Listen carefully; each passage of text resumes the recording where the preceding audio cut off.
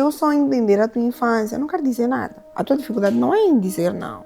A tua dificuldade é em tu dizeres não para o outro. Mas o seres tu, isso é o que vai contar no dia em que tu fechares os teus olhos e dizerem que tu foste alguém.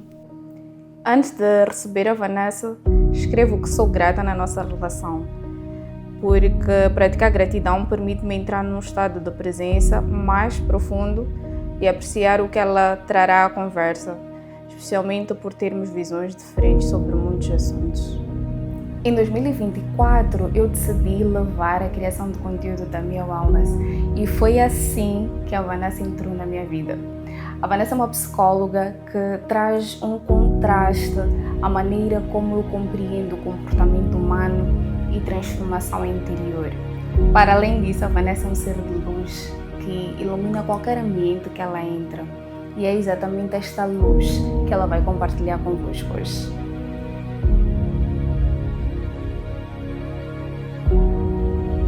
Tu estavas a dizer que existem ferramentas para identificar quando um paciente está mentindo. Quais são? Existem várias e também depende do tipo de mentira que o paciente traz. Por exemplo, se é num contexto de, vamos imaginar, uma criança que vai à consulta com os pais e que ele começa a mentir, por exemplo, tu te apercebes, né? Que na verdade nem é questão de estar a mentir, mas é tu percebes uma incoerência no que o paciente traz para a consulta e que supostamente os pais também trazem. Pode acontecer de, por exemplo, os pais estarem a omitir algum facto, como pode ser também o fato da criança estar a omitir alguma coisa. Então, para tu perceberes, tu tens de primeiro conversar com eles de forma individual, por exemplo, podes começar a consulta a conversar com um casal, né? Ok. E depois, em algum momento, chamares só o pai, fazeres determinadas questões e chamares só a mãe. Okay. E é uma boa, por exemplo, não chamares em dias diferentes. Porque imagina, se eu chamo o marido hoje e digo à mulher para vir depois, ela pode ficar a doutora me perguntou isto. E ele já ter a possibilidade de preparar as respostas. Mas então, por que tu fazes, ou por que é possível fazer essa separação? Por exemplo, se os dois pais já foram chamados, qual a necessidade depois de chamar individualmente? Porque a mulher pode ter algo para falar que, por exemplo, na presença do marido não consegue. Okay, makes sense. Uma coisa que eu noto muito nas consultas é que, por exemplo, tu consegues perceber quem é que dá a voz do comando no relacionamento quando a consulta começa e tem um que fala toda a consulta e o outro só está calado, só diz Não pode ser uma moça tímida? Pode, mas também há casos em que tu vês que é porque aquela pessoa em casa, por exemplo, não tem voz. E muitas das vezes tu percebes que, maioritariamente, tu vês que é o homem sempre que fala. E, por exemplo, questões de parto, não é o homem que é suposto falar. Ele pode saber, mas a mãe é que tem que explicar, eu tive dor, eu tive complicação, não sei o quê. Então, quando é uma questão em que tu ficas ele é que está a explicar tudo. Mas lembras que tu tinhas febre? Até começaste a ter hipertensão. Ela assim... Tu ficas ok. E isso também já é um sinal de como é que é o ambiente em casa. Então já te faz perceber que o que aquela criança for a trazer, tu já estás a ir, mas já tens uma ideia de como é que é o ambiente em casa. E mesmo, por exemplo, quando estão os pais e a criança, tu vês a maneira como é que a menina fala. Vamos imaginar que seja uma menina, né? Como é que ela fala, como é que ela se expressa. Por exemplo, se o pai sai e a mãe só está ela e a mãe, tu notas que, por exemplo, ela fica um pouquinho mais extrovertida, gargalha. Quando só o pai, ela só fica sim, doutora. Então criam esses cenários também? Sim. Então tu começas a perceber a partir disso, já qual faz dinâmica. Exatamente a dinâmica. Então depende muito do caso que o paciente traz. Então, dependendo do que os pais trouxeram para a consulta, aí tu já vais percebendo, o que tens de fazer, como lidar. Então, as mentiras, quando é que começam a aparecer? Porque conforme vai acontecendo o processo de tratamento, há algumas coisas que vão surgindo, por exemplo. Tu podes conseguir mentir, durante as primeiras sessões. Yeah. Mas depois de um tempo que tu já te sentes confortável com aquela pessoa, podes até não dizer, tipo, doutora, naquele dia eu menti, mas pode dizer, tipo, alguma coisa, tipo, e doutora, sabe, minha mãe ontem me deixou eu sair com uma amiga, até dormir na casa dela, mas dizia, por exemplo, que a minha mãe nunca me deixa dormir na casa das minhas amigas. E tu não vais perguntar, tipo, já te deixa, que é, tipo, o normal, né? Tu vais questionar, tipo, é? E por que estás a dizer isso agora, assim, do nada? E vais perceber o motivo dela ter dito aquilo. Sei lá, pode ser por entusiasmo, por diversos motivos. Essa é uma das formas. Mas, desculpa te cortar, não pode ser porque a mãe de facto mudou de comportamento? Pode. Ok. Então, essa seria uma das formas. Tu perceberes o ambiente e a partir disso ires tirando conclusões. A outra parte é através de testes. Temos tipo testes projetivos que tu fazes e que a partir de, tipo, imagina, por exemplo, tem alguns testes sobre desenho. Os meus pacientes vão olhar isso e vão ficar... Mas tudo bem.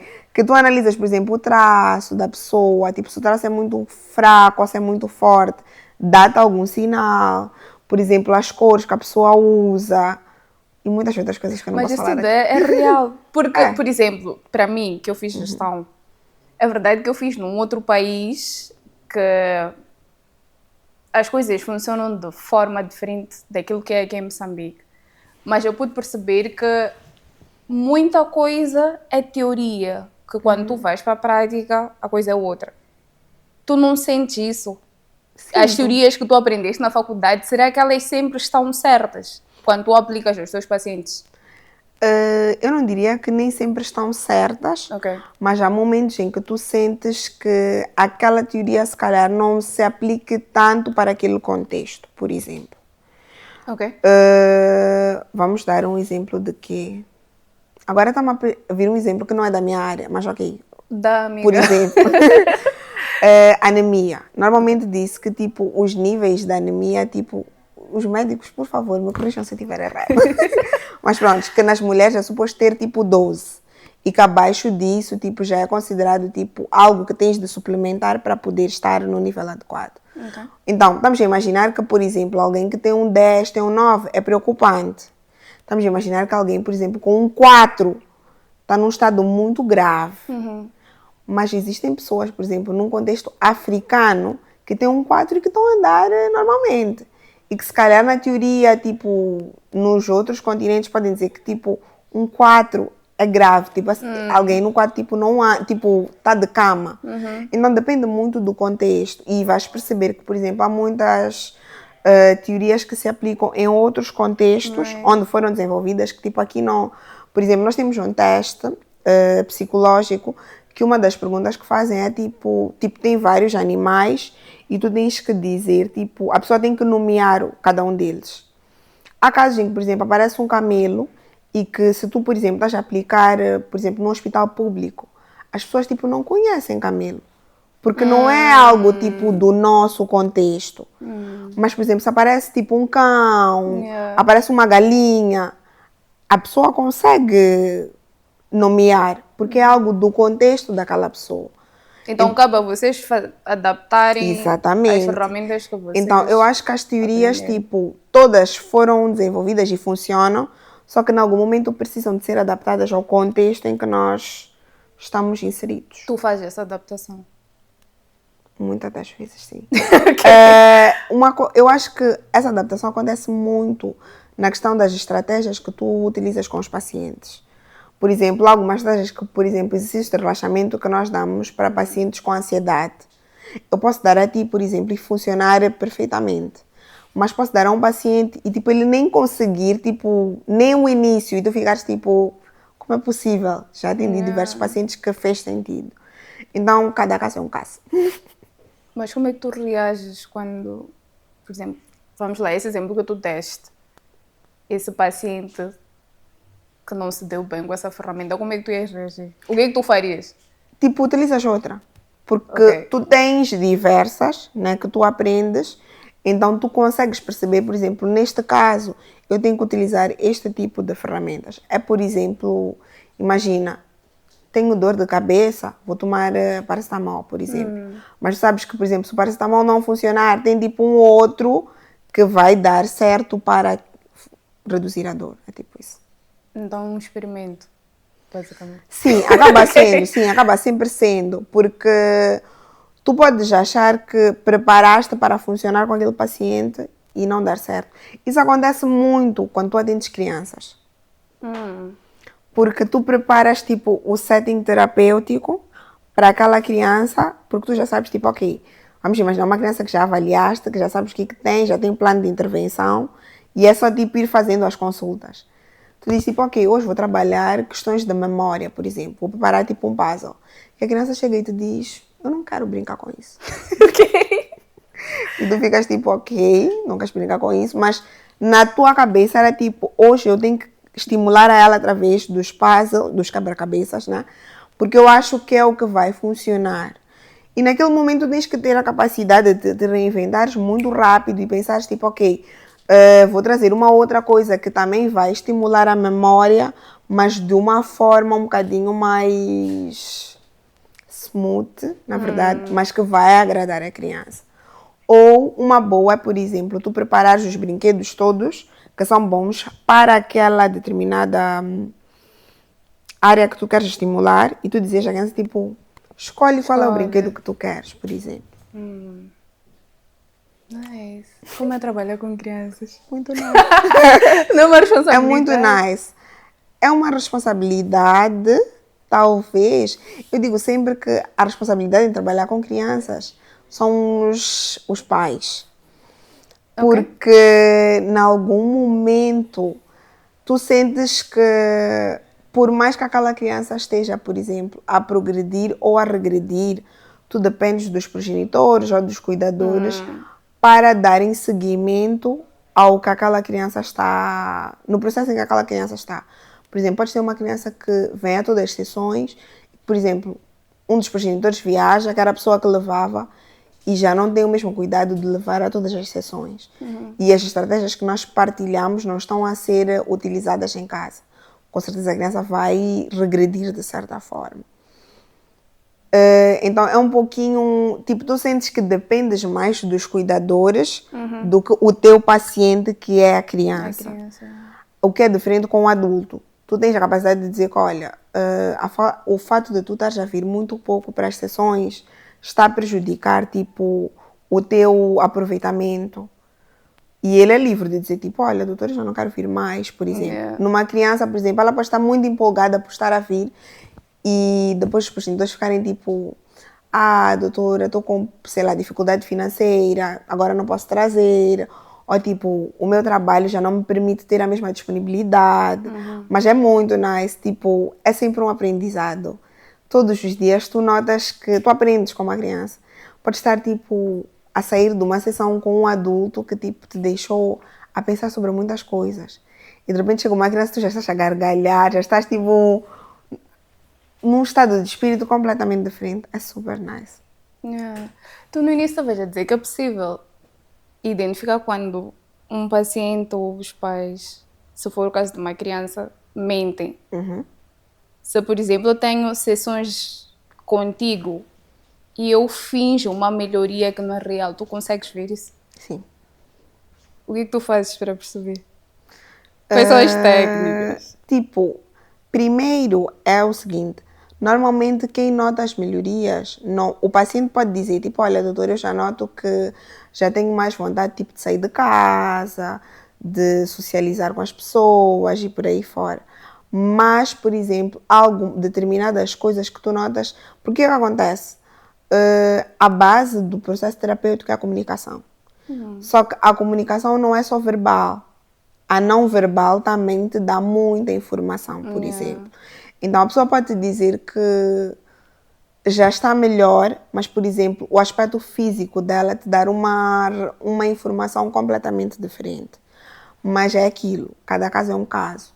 Eu, por exemplo, posso estar num dia em que, sei lá, não me apetece sair de casa toda organizada e por aí fora ir à sessão. E isso não vai me fazer eu tirar a conclusão de que essa paciente não está bem porque ela veio assim hoje. Mas é a consistência que vai te fazer perceber que aqui alguma coisa não está. Mas também pode ser, por exemplo, que a própria paciente diga algo que na perspectiva dela faz sentido, mas que tu como terapeuta, como psicóloga ou como profissional de saúde percebas que não é bem isso. E depois, pronto, isso seria através da comunicação, né? Verbal ou não verbal, para perceber essa questão das mentiras. Depois pode ser, por exemplo, fazendo questões, tu questionando e fazendo, por exemplo, a mesma questão de uma forma completamente diferente. Ok. Então, às vezes, isso também te diz alguma coisa. Então, eu posso te perguntar, tipo, como estás hoje? E tu dizes, estou muito bem. E depois de um tempo, eu te fazer, tipo, uma outra questão relacionada ao teu estado de espírito, tu dizes, sabes, hoje eu não estou nada bem, de verdade. E porque a tua mente não percebeu que houve essa questão, essa manipulação, entre aspas, tu acabas te deixando levar. Por exemplo, no início da consulta, o paciente pode te dizer uma coisa que, por exemplo, ao andar, tipo já no finalzinho, te dizer, doutora, de verdade hoje eu nem queria vir. Yeah. E no início ela dizer, tipo, doutora, hoje eu estava tão entusiasmada. E tu percebes que há ali uma diferença. E isso já te dá alguma informação. Só que aí está, a mentira não é num sentido de tu perceberes que o paciente mentiu para mim e tipo, tu ficar chateado com aquilo.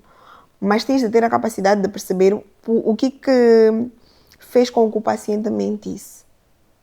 Então, a partir daí, tu já consegues perceber como é que tu podes ajudar essa pessoa. Se calhar é porque, tipo, é algo esporádico. Tipo, para ele já é normal, tipo, no dia a dia dele, começar a mentir. Então, a partir disso, tu já começas a perceber que esta pessoa tem uma questão de mentira que tem de ser trabalhada. Então, vamos imaginar alguém que vem porque tem depressão, por exemplo. Mas que, por exemplo, tu começas a ver que além daquela depressão existem outros fatores ou outras questões que também têm de ser trabalhadas para tu poderes ter aquela pessoa que tu queres, né, no final do processo terapêutico. Porque muitas das vezes a questão inicial não é o que verdadeiramente desencadeou o problema que o paciente trouxe. Mas conforme tu vais conversando, tu percebes que, afinal, não foi só o fato de, por exemplo, ser mandado embora do emprego. Mas talvez o término do relacionamento também contribuiu, só que foi mandado embora daquele emprego naquele período em que estava ainda a fazer o luto do término daquele relacionamento que acabou desencadeando isso tudo. Porque saúde mental vai incidir em todas as áreas da nossa vida. Então, por exemplo, se tu não estás bem mentalmente, a tua disposição, por exemplo, para ir ao trabalho, para socializar, não vai ser a mesma. Então... Já ficaste alguma vez frustrada com algum paciente? Muitas vezes. O que aconteceu? Muitas vezes, inúmeras. Yeah. E pronto, muitas das vezes é quando tu dás, por exemplo, certas ferramentas e os pacientes não aplicam e vêm ter contigo e te dizem, doutor, eu noto que eu não estou a melhorar, por exemplo. Yeah. E tu ficas tipo, ok, não estás a melhorar. Aquela estratégia que eu te dei, tu utilizaste? Não. Não, doutor. Tu ficas tipo, como é que tu esperas melhorar se tu não estás? É a mesma coisa que, por exemplo, tu ires a uma consulta, o médico te passar uma receita e tu não compraste a medicação. E tu ficas tipo, não, eu não preciso, eu vou melhorar. Podes melhorar? Podes. Mas também pode-se dar o caso de, por exemplo, tu não melhorares. Então, é um pouco frustrante porque o processo de tu cuidares de um paciente não é só a pessoa chegar na consulta e tu falares, dares algumas ferramentas e, ok, podes ir embora. Tem tudo de, por exemplo, o paciente vai embora, tu analisas tudo aquilo que ele disse, tu percebes se aquelas ferramentas que tu estás a utilizar para o problema, para as questões que ele trouxe inicialmente, se estão a surtir efeito ou não. Como é que tu podes adaptar para aquilo melhorar de certa forma e tu poderes de facto ajudar aquela pessoa. Porque senão vai estar numa situação de, por exemplo, a pessoa vem à consulta, eu ouço o que a pessoa diz, dou ferramentas, a pessoa vai embora, atendo outros pacientes, chego na minha casa, durmo, a vida vai seguindo. O que vai acontecer é que eu não consigo analisar e não consigo perceber onde é que estamos a errar, o que tem de ser melhorado. Então, é um processo que pode levar, sim, muito tempo, mas vai depender. Por exemplo, há pacientes que tu podes atender com uma questão que se calhar em 3 sessões podem melhorar. Okay. E há pacientes que podem, tipo, levar inúmeras sessões e ainda assim, tipo, não começarem a apresentar melhorias.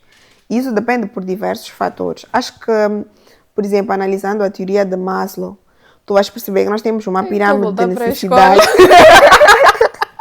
Temos uma pirâmide de necessidades, por exemplo. Então, podes ter um paciente que, por exemplo, ele tem depressão. Mas, por exemplo, este paciente tem dificuldades financeiras, tem diversas questões que não contribuem para a saúde mental dele. Ainda que ele faça um processo de acompanhamento psicológico, acompanhamento psiquiátrico, se a base dele não estiver boa, as chances dele melhorar são muito reduzidas. Ok, eu tinha pensado numa questão antes de nós começarmos a gravar, que era... tu às vezes podes achar ou perceber que um paciente melhorou e o paciente, por causa dessa melhoria, decidir parar com as consultas. Pode-se dar o caso de a situação ou o quadro do paciente retroceder? Sim, muito. O que é que causa isso? Diversos fatores. Por exemplo, se o paciente te diz que, olha, doutora, eu quero parar com o acompanhamento, tu consegues fazer a ele perceber que, olha, ok, vamos parar, porque tu queres parar neste momento, mas neste momento nós estamos assim. Então, tu podes dizer que, olha, vais utilizando estas estratégias, estas ferramentas para ires lidando durante este período que tu não quiseres fazer o acompanhamento. Ok. Mas não há a certeza de que, de facto, aquilo vai funcionar, né? Porque o que acontece? As ferramentas, basicamente, é para a pessoa utilizar quando não está a ter aquela mediadora, que no caso é o psicólogo, né? Mas, no entanto, as consultas vão te ajudando, porque tu vais dizendo, olha, doutor, eu utilizei isso, mas aconteceu isto, aquilo e aquilo. No entanto, a pessoa vai regredir se, por exemplo, ela te diz que aquilo está a funcionar, né? E ela está a dar um bom feedback e, em algum momento, o que ela te traz vai batendo com aquilo que tu analisas e tu acabas percebendo que, uau, de facto está a funcionar, né? E imagina que, por exemplo, a pessoa decida que, tipo, eu já estou bem e eu não vou mais às consultas. Se for, por exemplo, por um motivo de, vamos lá imaginar, perda de um ente querido, por exemplo, a pessoa fica tipo, eu já superei, não sei o que, tudo mais. Tudo bem, ok, a pessoa volta para o meio, vai vivendo, não sei o que, tudo mais. De repente pode acontecer de encontrar alguém e fazer uma questão, ou tipo, falar sobre algo que seja um gatilho sobre aquela questão inicial que foi o motivo da consulta. Em algum momento, a pessoa pode começar a ter aqueles sintomas iniciais que, se calhar, não tenham sido bem trabalhados para eles desaparecerem o suficiente ou não tenha tido as ferramentas suficientes para poder lidar quando aquilo aparecer. Então, isso é responsabilidade de quem? É culpa de quem? Eu acho que dos dois. Porque o que acontece? Na consulta inicial, que é tipo a primeira consulta, faz-se uma espécie de um contrato, né? Em que o psicólogo explica como é que funcionam as consultas, qual vai ser a periodicidade, e a partir disso, o paciente é livre de dizer que, olha, doutora, eu não acho que eu preciso de esse número de sessões. Sim, porque o que acontece? O processo terapêutico não é tipo uma obrigação, porque tu estás a vir ter comigo. O psicólogo só é mediador, mas é tipo, quem te dá as coordenadas é o paciente, porque ele é que veio para a tua consulta. Então, por exemplo, eu posso ir à consulta e dizer, olha, doutora, eu só venho para aqui porque, sei lá, eu acho que não gosto do meu comportamento, por exemplo, quando eu me socializo com as pessoas, por exemplo. Mas eu não quero fazer disto, tipo, o meu pão de cada dia, eu não quero depender disto. Tu dizes, ok, podemos fazer as sessões, por exemplo, semana sim, semana não, por exemplo, né? E eu dizer, tipo, não, eu só quero fazer uma vez por semana. O psicólogo vai tentar, de certa forma, adaptar, né, o processo terapêutico para que possa funcionar. Mas é importante explicar ao paciente que, olha, isso que tu estás a dizer pode funcionar como pode não funcionar. Agora, o paciente é livre de dizer, ok, doutora, tudo bem, eu estou disposta a sentir o risco do não funcionar, por exemplo. Okay. Então, aí já não é responsabilidade do psicólogo, porque já fez perceber que, olha, isto pode não funcionar. É responsabilidade do próprio paciente, porque é o que ele quer, né? Mas, claro, tu como o mediador vais dizendo que, olha, eu acho que podíamos aumentar o número de sessões para podermos ter um outro resultado. E dizes à pessoa, tipo, o que achas de experimentarmos para ver se vai funcionar ou não? E a partir disso, tipo, vai se negociando, né? Porque pode ter, por exemplo, o caso de um paciente que aparece e diz, olha, doutora, eu estou num relacionamento, a minha esposa me trai, mas eu não quero deixar ela. Se calhar o teu instinto humano pode te dizer, tipo, mas isso não faz sentido, né?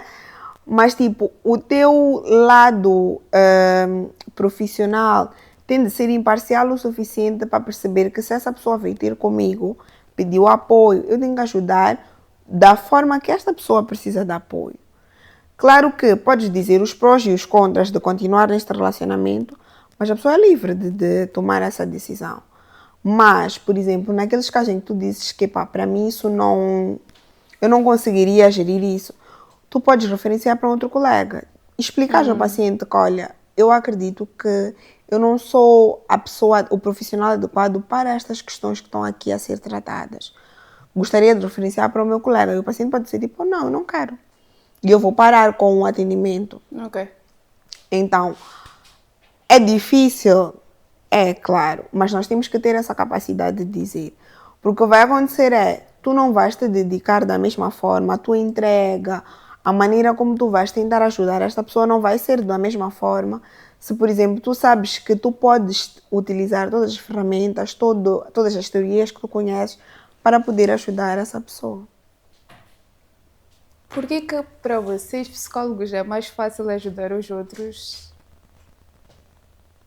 e a vocês próprios não? Essa pergunta é difícil. Por que vocês dizem que precisam de psicólogos também? Já ouvi muito isso. E é verdade. Ok. Porque, assim, vou começar por responder por que precisamos de psicólogo. Ok. Porque, primeiro, porque há algumas questões que podem ser trazidas para a consulta que, em algum momento, tu, como profissional, já podes ter passado por elas.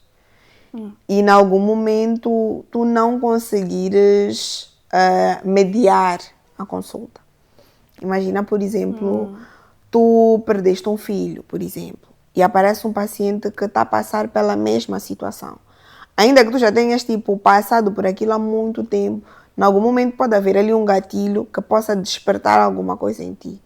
Então, é quando tu falas com outro profissional que tu explicas que no processo da consulta, o paciente começou a falar sobre isso e eu me lembrei daquele acontecimento. Aí tu vais percebendo, tipo, como é que tu podes lidar com aquilo de forma que tu possas continuar a ajudar essa pessoa. Ou como é que tu podes perceber que eu não estou capacitado para ajudar essa pessoa. Porque também pode acontecer isso, né? Por exemplo. E depois, o fato de tu teres um outro psicólogo te ajuda, por exemplo, naqueles casos em que tu sentes que as ferramentas ou as estratégias que tu estás a utilizar não estão a surtir tanto efeito para aquele paciente. Então, se calhar, a pessoa vai te expor a outro tipo de possibilidades para tu poderes ajudar, que se calhar tu sozinha não chegarias a essa conclusão. Ok, wait. Tu estás a falar na vertente de teres um psicólogo que te vai ajudar com os teus pacientes. Mas eu estou a falar de tu teres um psicólogo no sentido de que tu és a paciente. A paciente? Yeah. Na verdade, depende. Tu podes ter um que te ajuda, tipo, nas duas vertentes. Ok. Mas podes ter, por exemplo, um que é só para a área, tipo, profissional, né? Que é, tipo, como se fosse um orientador. E podes ter aquele que é, tipo, teu psicólogo para ouvir, tipo, os teus problemas. Que é exatamente o que é muito necessário. Porque há momentos em que, por exemplo, aquilo que eu disse, que acontece algo que já te aconteceu, por exemplo, que recebes um paciente que teve alguma situação que tu vivenciaste, como também aqueles casos em que, por exemplo, tu até podes não ter vivenciado aquilo, mas aquilo foi tão profundo que te comoveu de certa forma. E tu ficaste tipo, meu Deus, que até tipo, te sentiste tão comovido que até deu vontade, tipo, sei lá, de te emocionares durante o... Ou até, por exemplo, o caso de tu te apaixonares pelo paciente. Porque isso pode acontecer. Somos seres humanos. Yeah. Então, é nesse momento em que tu tens esse apoio desse psicólogo para poderes lidar com isso. Porque nós, sendo seres humanos, passamos por muitas coisas. Então, imagina a sobrecarga de tu ouvir os problemas do outro e não teres, tipo, em quem... Não seria descarregar, mas tu, tipo, fazeres a outra pessoa perceber que a dor do outro a mim também me incomoda. Também mexe comigo, de certa forma. Eu gosto da maneira como tu defendes a psicologia. Eu acho que quase todas as nossas conversas meio que discutimos e acaba parecendo que eu sou contra a psicologia, um bocadinho. Por quê? Eu acho que é mesmo por esta questão de... Primeiro, tem 2 cenários. Eu já fui a psicólogo por causa do meu medo, o medo que eu tinha de avião. E foram 2 psicólogos em países diferentes e nenhum deles me ajudou. Então a minha experiência não foi boa. Obviamente que eles... Não posso generalizar a experiência que eu tive e dizer que todos os psicólogos são assim, mas há certos casos, histórias que eu escuto que também dá a entender que tem muitos psicólogos não muito bons. Ok. Tirando isso, eu acho que tem esta questão de vocês não conseguirem se ajudar. Por exemplo, se nós estamos a falar de coaching, tem self-coaching. Então, um coach pode aplicar aquilo que ele aprendeu para si mesmo e evoluir. E eu não vejo isso convosco. Então, é uma limitação da psicologia ou vocês é que não conseguem aplicar as ferramentas que vocês passam para os vossos clientes na vossa própria vida? Desculpa. Espera, primeiro eu quero fazer uma questão antes de eu responder isso. Okay. O que te fez perceber que os 2 psicólogos não conseguiram te ajudar? Porque o medo continua. Que ferramentas, tipo, eles te deram ferramentas para tu solucionares ou tipo eles só te ouviam? A primeira, ela só ouviu e em algum momento disse que eu tinha medo de morrer e na altura eu não percebia. Depois, quando eu consegui superar o medo, que eu compreendi que de facto ela estava certa, mas ela não me ajudou naquele momento. E depois, o segundo psicólogo, ele perguntou, o que é que tu gostas de fazer? Eu lhe disse, ok, é só fazer isso durante as turbulências. Ok. E obviamente que não me ajudou também, porque eu era daquele tipo de pessoas que durante a turbulência eu começava a orar, tipo, Deus, eu sou jovem, eu não posso morrer agora. Ah, sério, não posso morrer agora, Pai Nosso, Ave Maria, não sei o quê. Eu poderia estar a dormir durante uma turbulência, acordava. Então nenhum dos 2 ajudou. É assim, eu acho que vou responder essa questão, respondendo também porque que nós como psicólogos não podemos nos ajudar. Ok. Porque é assim, eu acho que toda a ciência tem uma certa limitação. Right. E acredito que uma das limitações que eu creio que eu vejo na psicologia é que, assim, de toda a área da saúde, se eu não estiver em erro, e eu acho que eu não estou, a psicologia é a única que não prescreve uma medicação. Ok. Então, se calhar, isso pode ser uma certa limitação, creio eu. Porque já atendi diversos pacientes que sempre dizem receita. Porque nós estamos habituados à ideia de que se estou a ir para uma unidade sanitária, alguém tem bata, a pessoa tem que me dar alguma coisa para eu levar para casa. Uma receita, no caso, né? Então, o fato de nós não prescrevermos uma medicação, eu acho que cria uma certa limitação. Não só para o paciente, como também para nós, os profissionais de saúde. No entanto, é aquilo que eu estava a dizer antes. Nós temos a possibilidade de ter ferramentas. O que são as ferramentas? Que são basicamente exercícios, atividades que vão auxiliar o paciente a conseguir lidar com aquilo que ele traz para o contexto psicológico. Né? No caso do teu medo do avião, eu não posso te dizer, tipo, olha, Cleusa, te diria isto. Porque eu não sei, tipo, em que momento é que tu te apercebeste que isso surgiu, por exemplo. Quando é que tu te deste conta, né? Que tinhas este medo. Como é que era antes, por exemplo. Há um monte de questões que eu precisaria te fazer para poder perceber. E depois, eu precisaria ter, tipo, um certo número de sessões para te poder ajudar. Por exemplo, tem um exercício de relaxamento que eu digo aos pacientes, tipo, eles se sentarem de forma confortável e, tipo, fecharem os olhos e, tipo, inspirarem e expirarem. E, tipo, levarem a mente deles para um sítio mais, tipo, mais tranquilo. Ok. Mas eu já tive uma paciente que, por exemplo, que ela não conseguia fazer isso. Porque ela tinha tanto medo que, tipo, o fechar os olhos, ela vivenciava, tipo, a situação que lhe trouxe para a consulta. Então, imagina que eu, por exemplo, te diga, olha, utiliza essa tática, por exemplo, quando estiveres no avião. E naquele momento, tipo, tu começares a ter, tipo, uma ideia de que, pronto, vou bater, o avião vai, sei lá, colidir com uma coisa. Então, é importante tu perceberes como é que é esse paciente, como é que a mente dele funciona. Porque muitas das vezes a nossa mente, ela mente muito. Yes. E ela nos faz acreditar certas coisas que, tipo, se tu não tens o controle dela, ela controla o teu corpo e tu ficas tipo, eu estou mal. Yeah. E muitas das vezes isso é o que faz com que, por exemplo, muitos pacientes fiquem dependentes dos psicólogos, de ficarem a ligar, tipo, doutora, estou nessa situação, o que eu faço? E não é mal, porque nós estamos lá para ajudar. Yeah. Mas aí não está a ter eficácia o meu tratamento. Se, por exemplo, no início do processo terapêutico, é normal que o paciente tipo ligue uma vez a outra, mande mensagem. É super normal. Porque ele está a criar uma certa dependência contigo. Porque tu é que estás a ajudar.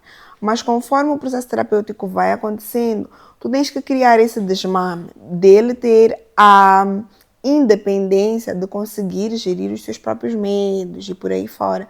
E tu seja a pessoa que simplesmente vai ser a pessoa que vai manejar e dizer, olha, da próxima vez, por exemplo, ao invés de meditar, em vez de fazer o exercício, por exemplo, com os olhos fechados, tenta, por exemplo, fazer num sítio calmo, mas com os olhos abertos, por exemplo, e apreciar o cenário em que tu te encontras. Se calhar isso pode funcionar para uns, mas, por exemplo, para alguém que tem facilidade em se distrair, não vai fazer sentido. Então, essa capacidade de tu perceberes quem é o teu paciente, como ele é, que vai te fazer perceber como é que tu podes ajudar. Porque existem muitas teorias. E vai existir aquela que vai te dizer que, olha, para tu poderes ajudar um paciente, tu tens que perceber a infância dele. Ok, eu já entendi toda a tua infância. Mas acontece, é importante. Yeah. A infância tem um papel preponderante na fase adulta. Mas eu só entender a tua infância não quero dizer nada. Porque eu até posso compreender a tua infância e, por exemplo, existirem diversos fatores no teu meio que condicionaram aquele teu comportamento, por exemplo. Exato. E imagina que eu só me foque na tua infância. Vai ser uma questão de que eu vou estar a dizer todo momento para tu dizer aos teus pais para irem à consulta. E os teus pais vão ficar tipo, Cleusa, com a idade que tu tens, eu estou a ir fazer o quê na tua consulta? Yeah. Então, tu tens que ter esta capacidade. E eu acho que é aí que se faz tipo o diferencial do profissional. Porque tu percebes que não vai só além das teorias que tu estudas, além das ferramentas que tu tens, mas tu como ser humano, tu como pessoa, quais são os valores que tu tens, o que é que tu acreditas. Por isso é que tem um teórico que eu acredito muito que diz, podes dominar todas as teorias e todas as técnicas, mas quando tu tocas num ser humano, tu tens de ser um outro ser humano. Então eu não posso olhar para o meu paciente no sentido de que, ok, é só mais uma pessoa, vou tratar, pronto, já acabou e tudo mais. Aquela pessoa tem uma família. E aquela família naquele momento está doente, porque aquela pessoa não está bem. E nesse momento, tipo, tu tens um papel extremamente importante de garantir que quando aquela pessoa voltar para o meio social dela, ela volte de uma outra forma. Então, se tu estás, por exemplo, a fazer um acompanhamento psicológico a um paciente há 2 meses, há 1 mês, e tu não estás a ver resultados, tu como psicólogo tens que te rever. E não podes ficar numa situação de tu dizes tipo, não, mas eu acho que o problema é do paciente. Ok, o paciente pode ter sim alguma certa culpa, mas tu também não estás a fazer nada para melhorar aquele cenário. Então, tu não vais deixar alguém, por exemplo, muito tempo num processo terapêutico que não está a ter resultados, por exemplo, só porque tu conheces uma teoria que diz, é porque tu tens medo de morrer, por exemplo. Não estou a julgar fora de mim, mas é tipo, como é que tu ficas tranquilo, dormes, chegas a casa e dormes, sabendo que, tipo, a questão inicial que aquela pessoa trouxe, tipo, não foi resolvida. Isso não se aplica só, tipo, num contexto profissional, em todas as áreas da tua vida. Tipo, tu podes te encontrar, por exemplo, alguém na rua, estás a conduzir e, por exemplo, o pneu dela está estragado. E se calhar tu não tenhas, por exemplo, um pneu para, tipo, emprestar. Mas só o fato de tu dizeres, tipo, posso-te fazer companhia, ou tipo, está aqui o meu telefone, liga lá para, por exemplo, saber se alguém pode vir te ajudar. Isso já muda muita coisa na vida do outro. E isso tu não aprendes na faculdade. Isso é tipo o teu jeito de ser, né? É o teu caráter, a tua personalidade. E isso é o que vai fazer com que o paciente fique nas tuas consultas, por exemplo, e diga tipo, uau, essa doutora é diferente. Mas isso também pode fazer o paciente não voltar. Porque em algum momento eu posso notar que é algo que eu não quero, por exemplo. Porque temos que ter uma ideia de que psicólogo é bom porque a gente vai mudar. Mas será que eu estou pronta para mudar? Yes. Muita gente não está. Muita gente não está. E muitas das vezes nós não estamos prontos para isso.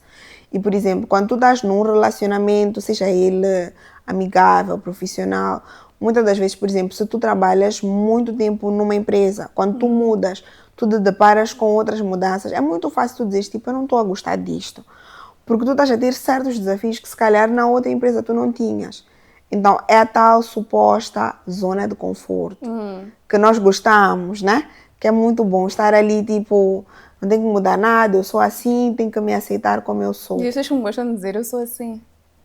Como se fosse coisa bonita. Então, é tipo, é ok tu saberes que tu és assim, mas tu quereres melhorar o ser assim. Tu não normalizares o sou assim. Yeah. E tu te perguntaste, tipo, ok, eu sou assim, mas o que eu posso melhorar? Porque eu acho que nós podemos melhorar sempre. E mesmo eu, como profissional de saúde, em algum momento eu tenho que melhorar, por exemplo. Se eu atendo um paciente que, ok, melhora, fica bom, chama, por exemplo, a amiga, a tia, a vizinha, para virem para o meu processo terapêutico. Mas se, por exemplo, daqui a 5 anos eu atendo o mesmo paciente e eu estou a usar as mesmas ferramentas, alguma coisa não está certa comigo. Porque a ciência vai evoluindo e eu também tenho de ter esta capacidade. Por exemplo, hoje em dia fala-se em consulta online. Eu vi que alguém te perguntou o que é que tu recomendas, se é presencial ou online. Então, tipo, imagina que eu, por exemplo, diga, eu recomendo a consulta presencial, porque eu não estudei para dar consulta online, por exemplo. E eu sinto que hoje em dia ainda existem muitos desafios no processo da consulta online. E há momentos em que, por exemplo, eu não sei, por exemplo, como aplicar um teste psicológico a um paciente na consulta online. Porque eu até posso, por exemplo, partilhar a tela e dar a oportunidade da pessoa ir respondendo. Mas quem me garante que naquele meio em que a pessoa está a responder, não tem alguém a dar as respostas, por exemplo. Pode haver este condicionamento que, por exemplo, se o paciente está num contexto de consulta presencial, eu consigo perceber o fato dele estar, por exemplo, a apagar sempre as respostas. Isso já me dá uma informação. Porque a consulta de psicologia não é só a conversa, mas é aquilo que eu tinha dito, é a comunicação não verbal. Tipo, o que a pessoa faz que, tipo, não verbaliza, mas que te dá, assim, um sinal. Por exemplo, toda a consulta, a pessoa não estar a olhar para ti. Tem um sinal isso. Isso também é algo que pode ser trabalhado. Que, se calhar, o paciente pode ter ido para a tua consulta e não saber que tinha de trabalhar isso, mas acabar descobrindo. Okay. E existem muitas questões em que, tipo, o paciente diz, uau, doutora, eu nunca tinha analisado isso.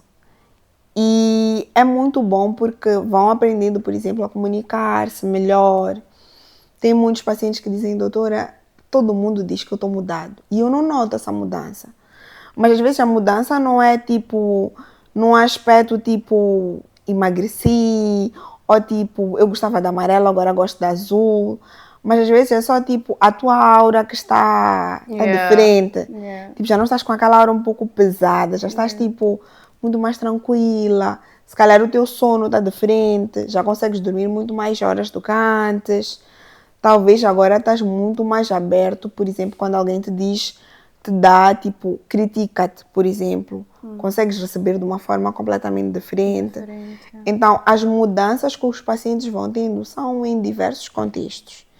Então, é a partir daí que tu também percebes que tu, como profissional de saúde, tu como psicólogo, precisas do apoio de uma outra pessoa para tu perceberes o que tem de ser melhorado em ti, por exemplo. Me convenceste.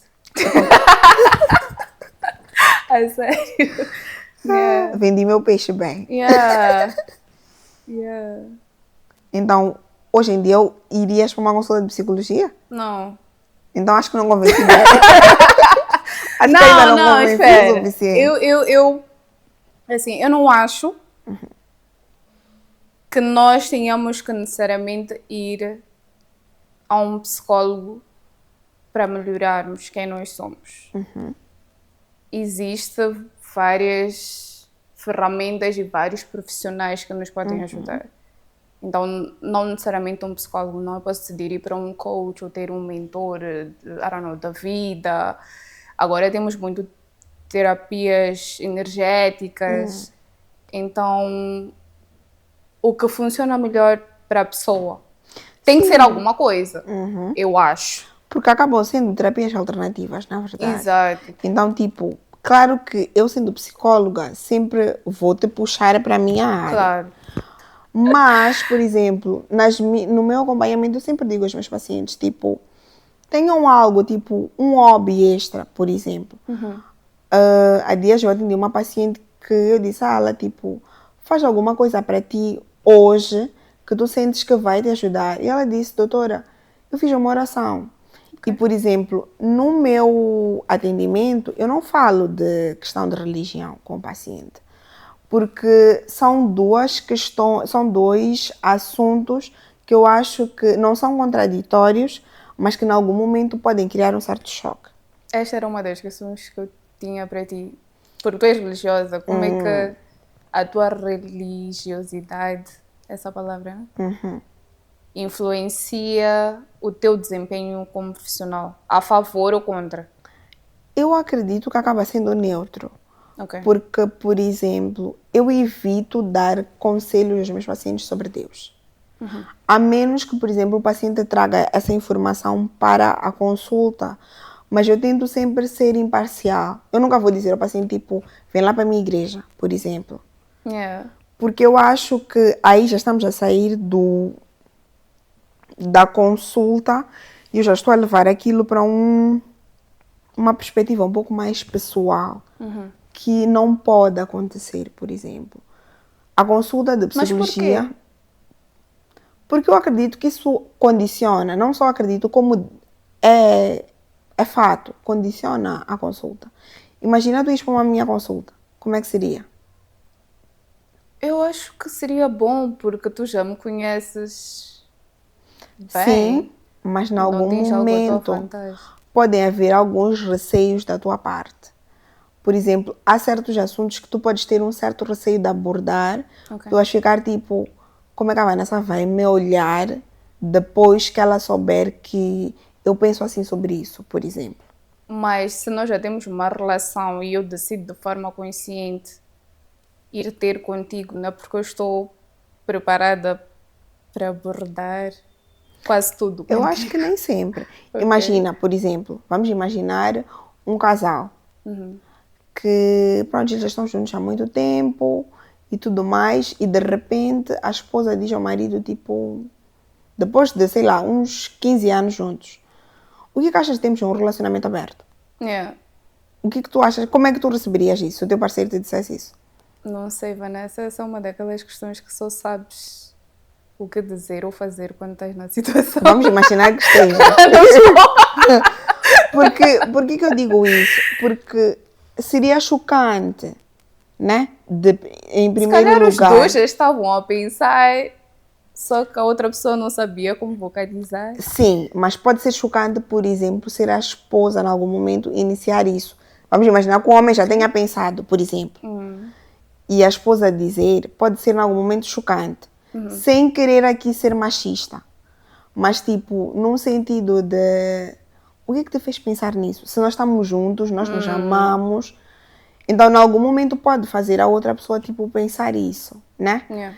Então, não é que o fato de nós termos uma relação de proximidade não vai fazer com que eu normalize tudo o que tu disseres. Há coisas que tu podes dizer, eu vou ficar tipo... Como Sim, assim? claro, obviamente. Então, isso em algum momento, quando tu estás, tipo, num processo terapêutico, eu acho que condiciona. Não só acho, como tenho certeza. Condiciona e muito. Porque tu vais ficar, tipo... Será que eu volto para a consulta? Depois do que eu disse... Porque o que eu vou te responder também vai, de alguma forma, te fazer tu tirar as tuas próprias conclusões. Eu tive a oportunidade de atender um paciente que eu não conhecia. Okay. Mas a pessoa que levou o paciente para a consulta era alguém que já tinha trabalhado comigo. Tinha trabalhado contigo no sentido de que foi teu cliente antes? Não, fomos colegas de trabalho. Ok. E eu já tinha esta questão de que eu não posso atender pessoas, tipo, que já tiveram algum relacionamento comigo, ou que têm. Mas eu fiquei, tipo, se calhar, não sendo o paciente, talvez não haja, assim, tipo... Grandes problemas. Sim. E eu senti muito receio. Tipo, no momento em que eu estava a atender, a maneira como eu falava, o que eu dizia, eu sentia-me muito condicionada. O que, por exemplo, com um paciente que eu não conheço de lado nenhum, muitas das vezes eu não sinto. Porque tu ficas com aquela ideia de como é que essa pessoa vai receber, o que é que ela vai pensar. Então é medo? Eu não sei se eu diria que é medo. Mas eu acho que é a questão de tu respeitar o espaço do outro, mas num sentido de... Assim, o que acontece é que com todos os pacientes que eu atendo, eu leio o paciente. Em que sentido? Não ler no sentido de tirar conclusões, não. Mas de perceber, de acordo com como a pessoa é, eu me adapto àquela pessoa. Não deixo de ser eu. Sim. Mas, tipo, a maneira como eu vou dar a informação vai ser, tipo, adaptada à maneira como a pessoa é. Faz sentido. Quando tu conheces alguém, tipo, tu não podes dizer, por exemplo, tipo... sei lá, tipo, aquelas... informações mais pesadas. Quando conheces a pessoa? Sim, tipo, a maneira que tu dizes, a tua empatia parece que vai muito além daquela empatia terapêutica que é suposto tu teres, porque tu te colocas no lugar do outro, mas tu te colocas, tipo, eu senti-me numa situação de eu me colocar, tipo, de uma forma muito mais... Eu me senti, tipo... Sei lá, tipo, não gostei de verdade. E eu jurei para mim mesma nunca mais vivenciar aquilo. É interessante tu dizeres isso. Obviamente que eu não sou psicóloga, não sou terapeuta. Mas olhando para a minha interação com as outras pessoas, eu acho que eu consigo ser mais profunda e adicionar mais valor sem receios quando é alguém do meu meio. E não o contrário. Não sei. Faz sentido o que tu disseste. Mas para mim eu acho que é o contrário. E, por exemplo, sempre que eu atendo, assim, pessoas ou pacientes, tipo, de uma certa faixa etária, às vezes eu me pergunto, tipo, se eu atendesse, tipo, alguém, tipo, do meu meio com essa idade, tipo, penso em alguém específico, imagina. Eu atendo alguém, tipo, com, sei lá, com um caráter, tipo, de Cleusa, por exemplo. Você toca bem. Eu fico, tipo... Se eu atendesse a Cleusa, eu acho que eu não ia conseguir lhe dizer isto. Pode ser um ensaio repetido. Mas eu acho que eu não quero, de verdade, a sério. Porque é muito nice tu saberes que tu não conheces o outro. Ok. E tu dares uma informação e tu saberes que... Ficares com a dúvida de...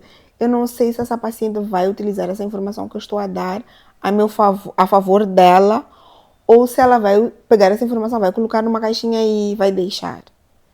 Gostas dessa sensação? Amo. Ok. E eu acho que isso está muito alicerçado aquela frase que diz que o lugar mais difícil para tu cresceres, para tu desenvolveres, é o lugar onde tu cresceste. Porque aquelas pessoas não ficam tipo, Cleusia. Porque já tem uma perspectiva de ti. Mas alguém que não te conhece, ela vem ter contigo com base em uma outra coisa. E, por exemplo, um paciente que vem ter contigo porque foi referenciado, porque em algum momento achou que, sei lá, imagina, alguém vai ouvir o profundamente e vai dizer, tipo, eu quero ir à consulta dessa psicóloga. Já está aí com uma porcentagem dessas consultas? Combinado. Eu acho que já está aí, tipo, com uma expectativa. E chega lá e fica tipo, uau, ela é bem melhor do que eu imaginava. Modéstia à parte. Né? Mas, por exemplo, alguém que já te conhece é tipo, Vanessa, para lá com isso. Vamos lá direto ao assunto. Sabes que eu não vou fazer isso. Estás a perceber? Algo que o teu paciente não vai ter capacidade. Pode dizer tipo, doutora, não vou fazer. Estou a dizer que não vou fazer. Mas tu, como psicóloga, tu vais ter tipo um meio termo de arranjar para a pessoa fazer. Mas um teu amigo pode te dizer, Vanessa, aquilo que disseste não fiz. Estás a entender? E tem lógica. Tu não vais ter a capacidade de dizer tipo, mas vai te ajudar, não sei o quê. O paciente vai ficar tipo, a doutora disse, vai me ajudar, eu tenho que fazer. Estás a ver? Então, para mim faz todo o sentido. Tu consegues já ter, tipo, tranquilamente, tipo, amigos, tipo... Primeiro que eu não atendo ninguém. Tá bom, vamos imaginar. Uma Vanessa diz, Cleusa, eu preciso de dicas de como começar a meditar. Eu acho que... não tenho certeza. Que uma das minhas qualidades é neutralidade. Eu sou neutra, imparcial. Então conseguiria... Eu não consigo, sério. Tipo, só para tu veres, eu lembro que eu era acólita. Tipo, aquelas pessoas que ajudam o padre na igreja. E quando tu disseste essa palavra, eu pensei alcoólatra. Mas sim, sei o que é. Então, tipo... E eu lembro-me que era muito nice. E o meu maior desafio era quando, tipo, eu estava ali à frente sentada e eu via entrar na igreja alguém que eu conhecesse. Aquilo era extremamente desconfortável para mim. Por quê? Porque eu sentia que aquela pessoa que eu tinha que ser ali, tipo, parecia que eu não conseguia ser. Eu sentia, tipo, uma pressão muito maior, tipo, uma necessidade de perfeccionismo, uma necessidade de... Tenho que fazer, porque aquela pessoa está a ver, estás a ver? E, por exemplo, quando a pessoa me olhasse, eu desviava o olhar, porque podia me fazer eu querer rir. Era muito desconfortável, sério. Tinhas quantos anos? Tinha quantos anos? Não sei, já não lembro. Mas era tipo, acho que adolescente. Achas que se fosse hoje, tua postura seria diferente? Acho completamente. Ok. Completamente diferente. Mas não mudaria muito, porque eu acho que é a minha personalidade. Por exemplo, eu ainda sou o tipo de pessoa que, para dar uma informação a alguém, tipo uma informação não muito boa, me custa às vezes. O que seria uma informação não muito boa? Tipo, imagina, tu perdes um cão, por exemplo. Mas não estou a dizer um cão, tipo, que é só um cão. Estou a dizer, tipo, um cão. Okay. Eu acho que tipo pode me custar te dizer, tipo, usar o meu lado profissional para te dar aquela informação. Pode ser muito difícil. Okay. Eu acho que é por esse motivo que, por exemplo, quando eu noto certos, por exemplo, tenho, por exemplo, uma questão da amizade e eu noto que a pessoa faz uma coisa que a pessoa sabe de antemão que eu não gosto. Eu acho que muitas das vezes é o que faz com que eu não tenha a capacidade de ter com a pessoa e dizer, tipo, eu não gostei do que tu fizeste. Claro, atenção, não é que todas as vezes que eu tenho amizades que fazem uma coisa, eu paro de falar com a pessoa. Não é nesse sentido. Mas estou a dizer, tipo, alguém fazer algo grave, que, tipo, nas nossas conversas eu já disse que, tipo, para mim aquilo seria intolerante e, tipo, do jeito que tu me conheces, tu já sabes. Eu nem vou perder meu tempo em te ligar e dizer, Cleusia, aquilo que fizeste, meteste água. Nem perco o meu tempo. É, tipo, simplesmente tu vês, tipo, um outro lado meu. Até posso continuar, tipo... Não, tipo, dependendo do caso, pode ser, por exemplo, podemos continuar a ter uma relação, mas se calhar já não vai haver tanta proximidade. Tipo, estou disponível sempre que precisares de mim, mas, por exemplo, não vou ter a mesma facilidade de, por exemplo, te ligar todos os dias, ter aquela abertura de dizer, oi, Cleusa, tudo bem? Sei lá, tipo, só liguei para te ouvir, por exemplo. Vou ter essa... Porque sinto que tem qualquer coisa aqui que... Mas, é aquilo que eu estava a dizer, depende do caso. Há casos em que eu sinto necessidade de, tipo, posso me afastar e, por exemplo, depois de um tempo, ter a capacidade de te ligar um dia e dizer que eu quero conversar contigo. E te dizer o que me incomodou em ti. Porque já está a me incomodar a questão de eu estar num silêncio absoluto. Mas há casos que eu fico tipo, não vou fazer. Porque ela soube que ela poderia ter feito diferente. Tipo, é o tal livre-arbítrio. Ok, mas então aí tu estás a partir do princípio que aquela pessoa fez o que fez de forma consciente e que ela está consciente que ela meteu água simplesmente porque sabia que tu não gostavas de tal coisa. Não. Poderia não saber que eu não gostaria de tal coisa. Mas a pessoa estava consciente da sua atitude ou do seu comportamento. Mas pode-se dar ao caso, por exemplo, de tu fazeres algo, né, que magoou a outra pessoa e que, tipo, tu fizeste, tipo, num momento impulsivo. Pode acontecer. Mas, para mim é assim, se tu fazes isso, tu tens de ter a capacidade de dizer a outra pessoa, tipo, fiz isso, meti água, desculpa. Se tu não tens essa capacidade, para mim, tipo... Ok, mas de novo tu estás a assumir que esta pessoa em algum momento vai ganhar consciência de que fez algo que não deveria ter feito. Mas nem sempre é assim. Há vezes que nós fazemos algo de errado, mas não nos apercebemos até alguém nos chamar a razão. Eu acho que depende. O gelo que fica entre nós te dá um clique. Podes não saber, por exemplo, que foi exatamente por causa daquela situação, mas tu vais perceber que há qualquer coisa aqui que não está boa. Então eu tenho que te ligar, Vanessa, o que é que se passa? É assim, depende. Por exemplo, isso não vai acontecer. Por exemplo, imagina, vamos juntas a uma festa. E, por exemplo, tu vais embora e não me despedes. Não vai ser nesse contexto. Eu estou falando de assuntos sérios mesmo. Do tipo, sei lá, tipo, algo sério mesmo, que tipo, tem uma dimensão que tu percebes que eu magoei a pessoa e, tipo, eu tenho que ter a capacidade de te dizer, tipo, epá, pode até, tipo, levar 6 meses, 1 ano para a pessoa vir ter contigo e te dizer. Mas eu acho que tu tens de ter essa capacidade. Eu, pessoalmente, eu tenho uma coisa. Se, por exemplo, eu sou amiga de alguém, tipo, nós nos falamos, não sei o quê, e, por exemplo, a pessoa desaparece, se a pessoa é, tipo, estamos a falar de pessoas, se és meu amigo, és uma pessoa especial para mim. Eu mando-te uma mensagem, tipo, acho que até tu sabes isso, tipo, pode ser, tipo, só responder o teu status, tipo, algo bem randomly, mas, tipo, que vai dar um clique para, tipo, desenvolver uma conversa, por exemplo.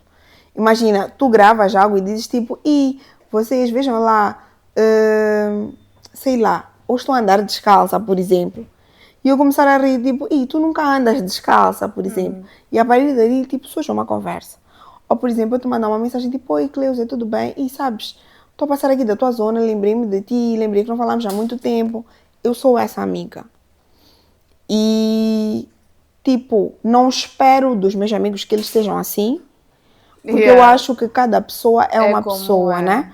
Então, não fico, tipo, eu preciso de amigos que estejam... Mas eu acho que é importante haver uma reciprocidade num relacionamento. Então, por exemplo, se uma vez a outra, tipo, eu te ligo, tu também tens de ter este hábito. Não estou a dizer que tens de me ligar sempre. Mas, por exemplo, podes até não ligar, mas, por exemplo, mandas uma mensagem. Porque se calhar para ti o ligar não seria a tua forma de... Vamos entrar tipo nas linguagens de amor, por exemplo. Yeah. Então, por exemplo, se calhar a tua linguagem de amor é tipo ato de serviço. Então tu dizes tipo, oi Vanessa, olha, sei lá, decidi fazer, sei lá, qualquer coisa para ti que, né, simboliza um ato de serviço. E que a outra pessoa, tipo, para ela pode ficar tipo, uau, tu lembraste de mim. E que pode ser uma coisa tão ínfima, mas que vai mudar alguma coisa, que tu vais ficar tipo, uau. Yeah. Então, para mim, tipo, a amizade, um relacionamento baseia-se nisso. Então, tipo, se tu conheces a outra pessoa, tu percebes até que ponto é que vão os teus limites, até que ponto é que tu estás a magoar o outro. Então, se tu sabes que tu excedeste esse limite e para ti é ok continuar nesse silêncio... Isso tu já falar de conhecer outra pessoa está a trazer-me a um outro ponto. De como às vezes nós não conhecemos aquela pessoa. Podemos conhecer uma versão do passado, mas aquela pessoa já mudou, é uma outra versão. E eu, por acaso, tenho uma amizade que acho que estou a conseguir desfazer, porque obviamente que tu não vais terminar uma relação de amizade como tu terminas uma relação amorosa, né? Tipo, acabou. Muitas vezes o que acontece é tu deixares de falar com aquela pessoa. Mas a pessoa, obviamente, cá de vir a tua atrás e querer perceber o que aconteceu. E muitas das vezes nós não dizemos. Indo também para aquela questão que tu estavas a falar de linguagens de amor, por exemplo, para mim, eu também não espero que tu faças necessariamente aquilo que eu faço por ti, mas eu espero que tu adiciones valor na minha vida de alguma forma. E se tu não estás alinhado com aquela pessoa que eu estou a tentar ser, então tu não fazes parte da minha vida. Faz sentido? E esse é algo que eu estou a viver com esta tal amizade. Provavelmente a pessoa já tenha percebido. Mas quando dizes tipo que tu podes descobrir que não conheces, em que perspectiva? Por exemplo, a conexão que eu tinha com esta pessoa. Porque eu acho que normalmente as amizades surgem de algo em comum. Muitas das vezes é um problema. Sim. Como assim? Por exemplo, se eu me identifico contigo a um determinado nível ou assunto, então as chances de eu querer ser tua amiga são maiores. Because we're bonding. Então, esta amizade não necessariamente começou assim, mas tornou-se forte por causa de um problema em comum que nós tínhamos. Era o que nos mantinha unidas. Só que chegou uma fase da minha vida que, embora eu ainda tivesse esse problema, eu já não olhava para o problema da maneira que esta pessoa olhava. E eu escolhia não me focar no problema. Isso foi quando eu comecei a entrar na espiritualidade, etc. Então, a Cleusa que ela conheceu não existe mais. Mas ela quer que eu continue a ser essa Cleusa. Ela se relaciona comigo como se eu ainda fosse essa Cleusa. Eu acho que isso que tu disseste, tipo, a vossa amizade ter se fortificado, né? Por causa do problema, eu acredito que, tipo, tudo o que acontece na nossa vida tem, tipo, um propósito. E acredito que nada acontece por acaso. No meu ponto de vista.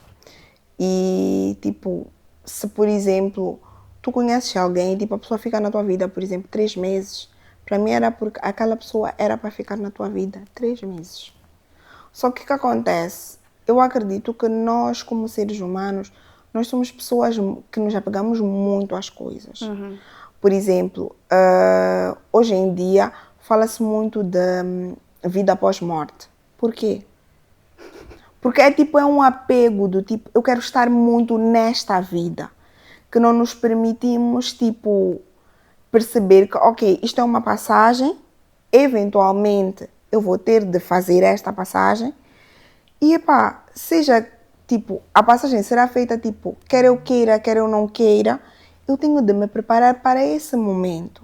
Mas isto é com base no que tu acreditas. Sim, com base no que eu Que é acredito. a Sim. religião, o cristianismo, etc. Então, para mim Nem é todo tipo, mundo pensa isso. Sim, nem todo mundo pensa isso. Então, para mim é tipo, se no momento em que tipo fizermos esta transição, para mim é tipo, eu não quero que as pessoas se lembrem de mim no sentido de que a Vanessa só era tipo a pessoa boa que dava os bons conselhos. Eu quero que se lembrem que tipo, quando uma coisa me irrita, eu grito, eu reclamo. Não, de verdade, Yeah. porque tipo, ok, que dizem que as pessoas quando morrem viram anjos, mas tipo, tu tens que te lembrar daquela parte não tão boa. Porque imagina que aquela pessoa volte. A pessoa não vai voltar, tipo, só aquela parte boa que tu gostavas. Então, tu acreditas em reencarnação? Eu acredito em vida após morte, Ok. mas numa perspectiva religiosa. O que acontece nessa vida após morte, numa perspectiva religiosa? De forma resumida. 5 segundos. Vamos encontrar Deus lá, vamos ser castigados e tudo mais. Assim, eu não posso pôr os meus catequizantes a ouvirem isto e depois dizerem, catequista disse. Eu só disse isso, Né? que eu sempre digo na catequese. Yeah. Mas pronto, o que eu estava a querer dizer era em que sentido? Era tipo, nós muitas das vezes nos apegamos às coisas de tal forma que ficamos tão alicerçados de que nós precisamos de manter isto na nossa vida, tipo, custa o que custar. Eu já vi, por exemplo, houve um tempo que eu tinha muito medo de morrer. Tipo, um medo extremo. Que eu lembro que eu pesquisava, tipo, o que é que tu podes fazer para, tipo, te manteres, tipo, por exemplo, a ideia de ser enterrada, a mim me fazia muita confusão. Ok. Mas isso eu acho que é porque eu estou viva. Tipo, eu começava a pensar, tipo, meu Deus, fecharem um caixão e porem areia. Eu começava a pensar, tipo, se a pessoa, tipo, estiver viva, tipo, ela sufocada. E, tipo, depois que eu perdi, tipo, duas pessoas, tipo, num curto espaço de tempo, tipo, num curtíssimo espaço, tipo, em dias, em menos de uma semana, eu comecei a ver a morte de uma forma completamente diferente. E aquilo me fez perceber que muitas das vezes as coisas vão acontecendo e tipo, as situações vão nos modificando, vão nos moldando. E a partir disso que tu estavas a dizer que, por exemplo, a Cleusa que a tua amiga conheceu ou o teu amigo, tipo, não é a Cleusa de hoje. E é normal que, por exemplo, a gente vai evoluindo e as pessoas que vão ficando estagnadas, elas tipo se alicercem àquilo. E fiquem tipo, para mim, Cleusa tem que ser esta Cleusa, estás a perceber? Yeah. E a ideia de que a Vanessa é esta agora, para mim não faz sentido. No meu caso. E eu não vou querer modificar esta pessoa, porque na minha cabeça faz sentido que ela seja assim. Então, é a partir disso que tu vais moldando, tipo, o teu estilo de vida, a maneira como tu vês. Então, por exemplo, hoje, não é porque eu não tenho medo de morrer, claro que eu tenho. E há momentos em que eu oro e eu digo a Deus, tipo, eu quero morrer, mas eu não quero morrer, tipo, nesta situação. Por exemplo, há momentos em que eu estou a passar por um problema e eu digo, tipo, Deus, se for para eu morrer, não me deixa eu morrer enquanto estou nesta situação. Eu quero, pelo menos, solucionar isto. E depois eu digo, Deus, agora já podes me levar. Não, é sério. De verdade. Porque eu acho que há questões, há coisas que, tipo, tu tens de passar para, tipo, tu poderes perceber qual era o propósito naquilo. O que Deus queria me ensinar com isto. Eu não acredito em propósito. Tudo bem? Sério? Não, eu não acredito em propósito. Eu acho que... Desculpa quem é religioso, mas eu acho que essa história de tudo acontece porque tem um propósito, porque Deus queria nos mostrar algo, é uma forma de nós aceitarmos de bom tom aquilo que nos aconteceu. Ou queremos ver a parte positiva. E tu podes ver a parte positiva sem achar que tudo é um plano de Deus. Na minha jornada de espiritualidade, eu passei a compreender que não existe necessariamente um plano de Deus. Não está tudo planeado. Sim. Porque se for isso, então, o que é que nós somos? Uma marioneta de Deus? Estamos a fazer o quê aqui? Percebes? Eu acredito sim que as nossas ações e a nossa energia determinam o que acontece conosco. Então, se tu disseres tudo tem um motivo, sim, porque foi consequência de alguma coisa. Percebes? Percebo. É assim, eu acredito o seguinte, que todo mundo tem um propósito. E que Deus, quando nos fez, Ele nos fez no sentido de que o propósito da Cleusa é este, o propósito da Vanessa é este, o propósito deste e daquele é este. No entanto, Deus nos dá o livre-arbítrio, né? Que é a capacidade de tu queres fazer tudo o que tu quiseres. Ou seja, estamos tipo como se fosse numa selva. Que se você quer comer o outro, se quer morder, quer matar, tipo, és livre, né? Mas tu tens de saber que há regras. Então, por exemplo, se formos para uma vida, tipo, tirarmos a parte da religião, nos centrarmos mais que estamos num país e não sei o quê, vamos ver as leis e não sei o quê. Se formos para a parte da religiosa, vamos ver que existem mandamentos e não sei o quê. Então, isso por que foi feito? Para que as pessoas tivessem barreiras. Exato. Né? Então, para mim é assim, Deus fez um propósito. Ok, a Vanessa tem de ser, por exemplo, ela tem que ajudar as pessoas, é o propósito dela. Vamos imaginar. Agora, se a Vanessa vai ajudar, por exemplo, sendo psicóloga, se a Vanessa vai ajudar, por exemplo, sendo filha, se vai ajudar, por exemplo, sendo catequista, isso já é um problema da Vanessa. Mas o propósito da Vanessa é ela ajudar. E vamos imaginar que Deus diga, olha, você tem que ajudar, sei lá, 1000 pessoas. No dia em que a Vanessa atingir o 1000, ali morrer. mesmo, naquele morreu. É como eu acredito. Né? Tipo, com base na minha religião, com base em tudo que eu já vivenciei até hoje. É o que eu acredito.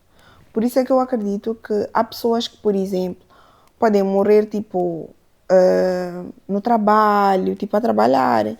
Aquelas podem morrer, por exemplo, a dormirem. Mas também tenho certeza de que nós, os nossos atos na Terra, temos de pagar de alguma forma.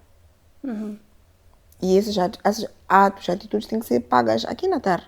Minha mãe sempre diz que o inferno é aqui na Terra. Tipo, nós pagamos nossos atos, tipo, aqui. Tipo, se eu faço mal aqui, é aqui onde eu vou pagar. Tipo, não vou esperar chegar no céu para fazer isso. E eu acredito fielmente nisso. Que, tipo, quando isso acontece, tipo, já cumpriste aquilo que tudo aquele mal que tu fizeste, ou todas aquelas coisas boas que tu fizeste, chegou a tua hora, tens que ir. E tipo, e houve um tempo que eu disse que eu lia muito sobre essa questão da morte. E eu lembro que eu vi que congelavam corpos. Mas que, no entanto, era um processo muito caro. Assim, tipo, numa espécie de uma cápsula. E que, por exemplo, se decidissem daqui a uns anos, tipo, que a Vanessa vai reencarnar, a Vanessa está naquela cápsula. Porque o que acontece? Quando tu és enterrado, tu vais te decompondo, né? O teu corpo entra em decomposição. E em muito tempo eu comecei a pensar, tipo, que eu tinha que trabalhar muito para poder conseguir ter o tal valor, né? Na altura em que eu já estiver para morrer, né? Estamos a imaginar, para eu poder garantir aquela cápsula, por exemplo. Isso quando eu era muito mais nova. Sim, isso acontecia. Tipo, não, isso tu estás a dizer que querias trabalhar para ter... Sim, eu queria, de verdade. Mas, tipo, quando eu era muito mais nova, na verdade. E eu fui crescendo e, tipo, eu não digo com medo de morrer desapareceu. Não desapareceu. Claro que, tipo, tenho medo de, por exemplo, estar a conduzir e estar, tipo, a 100 e tal e, de repente, vir um obstáculo e eu não conseguir contornar e ter um acidente de aviação. Tenho medo, claro. Mas não posso viver com esse medo. Isso não pode me fazer ser, por exemplo, tipo, tudo o que eu fizer tem que saber que posso morrer a qualquer momento. Porque aí, tipo, nós vivemos, tipo, de uma forma, tipo, um pouquinho muito selvagem, eu acho. Tipo, tudo o que eu fizer tem que saber, mas eu tenho consciência de que eu vou morrer. Então, todas as minhas atitudes, eu coloco isso como, tipo, um peso. Então, tudo aquilo que eu faço, eu paro e eu analiso depois. E eu me pergunto, tipo, eu agi dessa forma por quê? Foi benéfico para quem?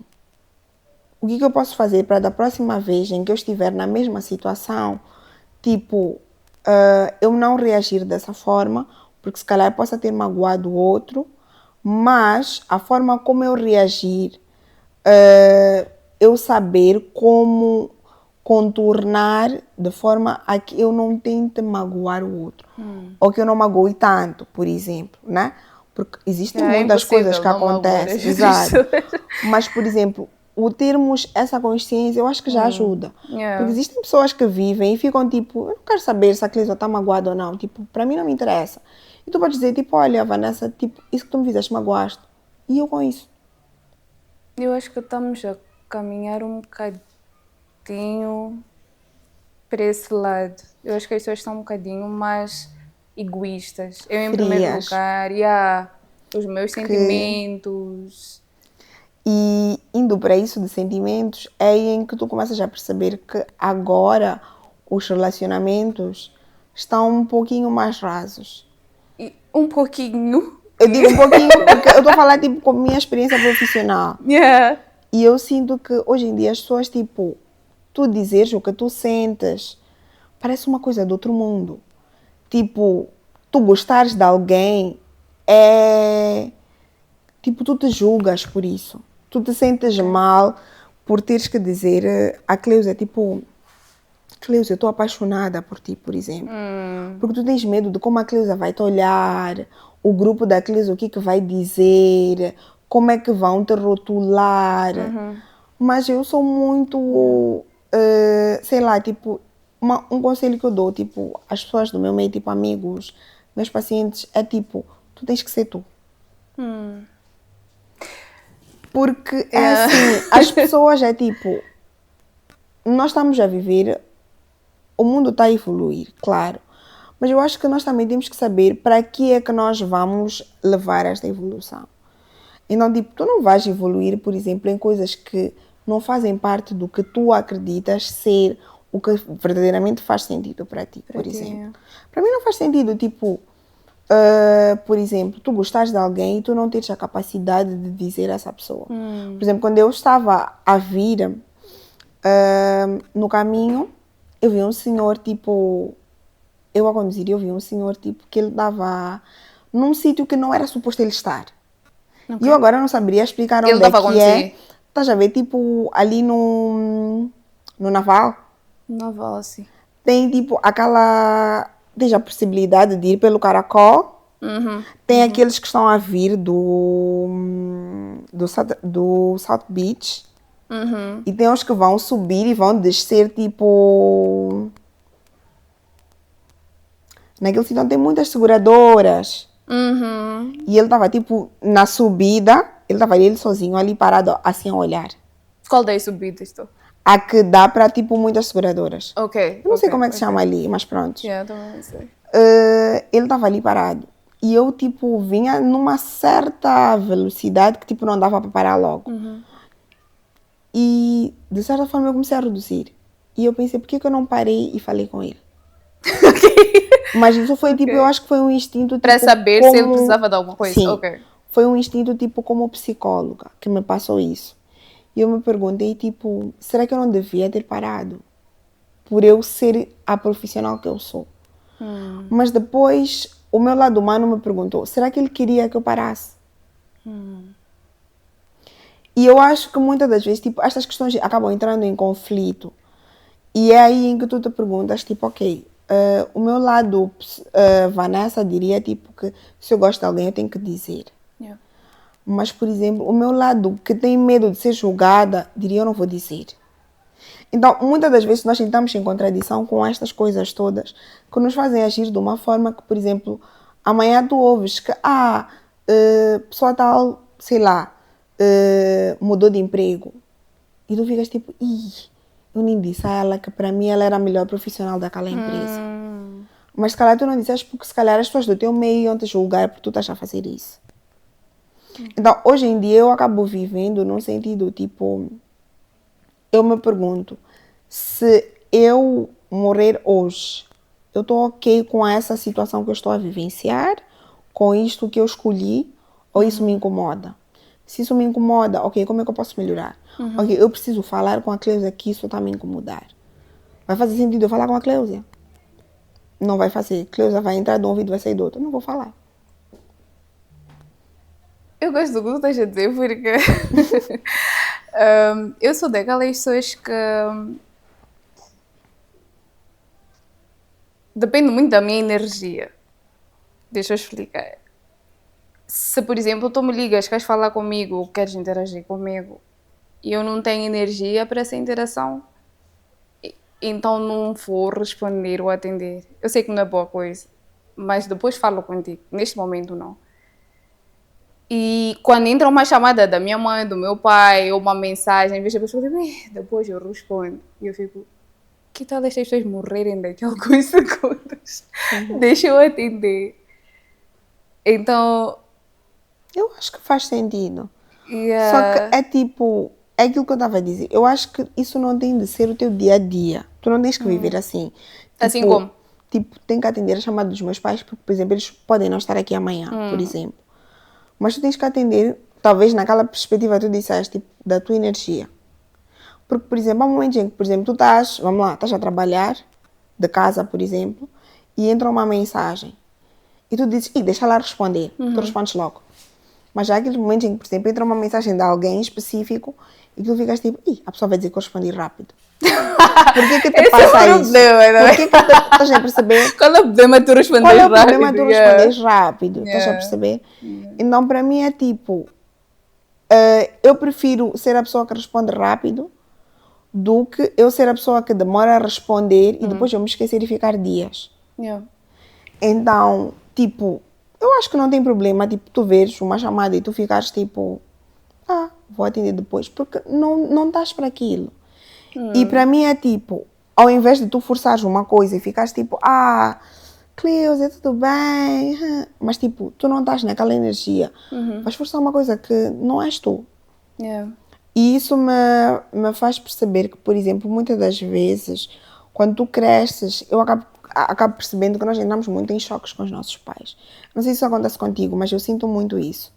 Que eu acabo entrando em choques com tipo, pessoas, tipo, não, mas é verdade, tipo, do meu meio, principalmente mais velhas, porque elas têm uma concepção de que as coisas têm que ser feitas de um jeito que para elas é o adequado ou é o correto. Não, por exemplo, não o meu tipo, caso. Sim, imagina, por exemplo, vamos supor que o teu chefe fez uma coisa que tu não gostaste. A tua perspectiva é tipo, tua perspectiva como jovem, é tipo, eu vou sentar com o meu chefe e eu vou lhe dizer que eu não gostei. Mas tu podes sentar com os teus pais dizendo, tu não podes fazer isso, ele é o teu líder. E eu acho que nós fomos crescendo a saber que nós temos que ouvir o que os nossos pais ou tipo as pessoas mais velhas nos dizem. Mas entra em contradição quando tu cresces e tu percebes que, mas isso para mim não faz sentido. Mas eu acho que muitas vezes não é o que tu dizes, é como tu dizes. Depende. Não, a sério. Isso também vai fazer lembrar de uma situação em que alguém falou comigo, disse, fala com... Vou usar letras. A falou comigo, queria que eu falasse com B. Para lhe convencer de algo, porque achava que eu tivesse mais influência sobre esta pessoa. Mas isto é por quê? Porque o A, quando fala com B, não sabe usar a linguagem adequada. Ou não sabe falar com B de uma forma que o B vai compreender sem estar na defensiva. E eu sei. E eu disse para esta pessoa, tu tens que mudar a forma como tu falas com esta pessoa. Mudou e funcionou. Mas mesmo assim, Cleusa, isso que tu estás a dizer faz sentido. Mas existem pessoas teimosas. Mas tu tens que conhecer a outra pessoa. Aquilo que tu estavas a falar de adaptar aos teus clientes. Tu tens que conhecer a outra pessoa e saber... Exato. Por exemplo, eu sou psicóloga. E há casos em que, por exemplo, aparece uma paciente que é tipo mais nova e tem tipo pais separados, por exemplo. Estamos numa situação em que ela diz, tipo, doutora, quando os meus pais estão juntos, eles não se entendem. Quando eles estão separados, eles são uma maravilha. Mas acontece de, por exemplo, quando eu estou na casa do meu pai, o meu pai quer que eu ligue para a minha mãe para dar a informação. Estás a perceber? Mas, por exemplo, a mãe diz, tipo, eu estou disposta a colaborar para melhorar isso. E o pai diz, eu não ia de vir para essa consulta. Esquece. Eu? Falar da minha vida para uma estranha? Não. Então, por mais que tu digas à mãe, tipo, a maneira que tu falas com o pai, tens que ver, nada, não vai mudar nada. Porque aquela pessoa não está disposta ao que tu queres ouvir. Então, a maneira como tu falas importa muito, sem dúvidas. Mas tu tens que ver como é que está o receptor. Exatamente. Se ele está disponível para receber o que tu estás a dizer. Porque há pessoas que te dizem que o que tu estás a trazer, ok, mas para mim não faz sentido. Tu vais fazer o quê? Nada. E tu podes, por exemplo, dizer aos teus pais, tipo, ok, tá bom, vocês estão a dizer que eu não posso dizer isso à minha líder, né? Por exemplo. Mas isso me incomoda. E eles te dizerem, por exemplo, tipo, lida com isso. Eu vivi durante anos com algo que me incomodava na minha chefe e, tipo, eu nunca lhe disse. Quem tu és para poder, tens que dizer agora, por exemplo.